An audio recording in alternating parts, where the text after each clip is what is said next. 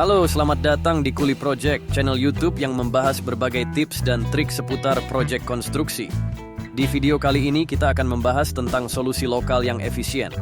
Bagaimana cara kita memanfaatkan sumber daya yang ada di sekitar lokasi proyek untuk menghemat biaya dan meningkatkan kualitas? Simak video ini sampai habis ya. Sebelum kita mulai, jangan lupa untuk subscribe channel ini jika belum, dan aktifkan lonceng notifikasinya agar tidak ketinggalan video-video menarik lainnya dari kami.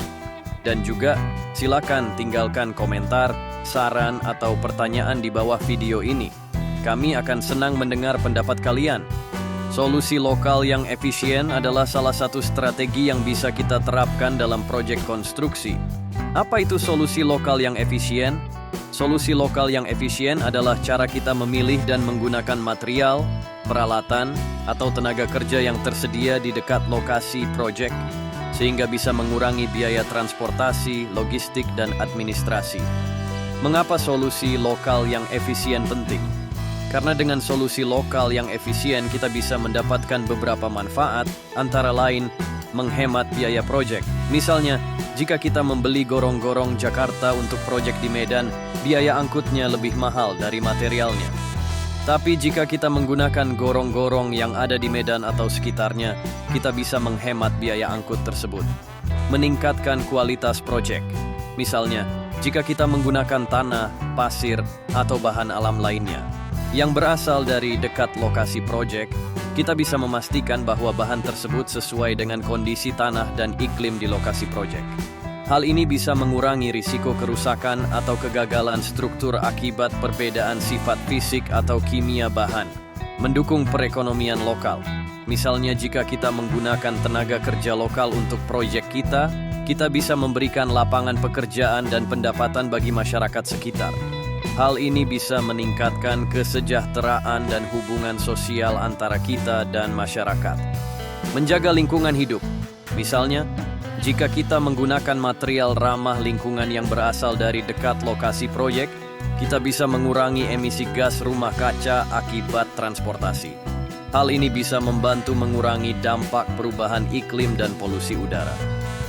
Lalu bagaimana cara kita menerapkan solusi lokal yang efisien dalam proyek konstruksi? Berikut adalah beberapa langkah yang bisa kita lakukan. 1. Dalam mendesain, kita perlu mempertimbangkan sumber lokalnya. Gorong-gorong, precast, beton, dan lain-lain yang ada di dekat site. Kita bisa melakukan survei pasar untuk mencari tahu apa saja material yang tersedia dan berapa harganya. Kita juga bisa melakukan uji laboratorium untuk mengetahui kualitas dan spesifikasi material tersebut. Apalagi untuk tanah, pasir, dan bahan alam yang kita perlukan dalam jumlah sangat besar. Biaya angkutan tinggi. Kita cek dulu sumber kuari yang tersedia dan memenuhi syarat. Kita bisa melakukan uji geoteknik untuk mengetahui karakteristik tanah dan bahan alam tersebut. Kita juga bisa melakukan analisis biaya manfaat untuk membandingkan antara menggunakan sumber lokal atau impor. 3. Bahkan jika spesifikasi proyek menentukan lain, kita bisa mengajukan usulan perubahan, technical query. Bisa jadi klien juga mendapat keuntungan dari situ, misalnya nama baik dari masyarakat sekitar.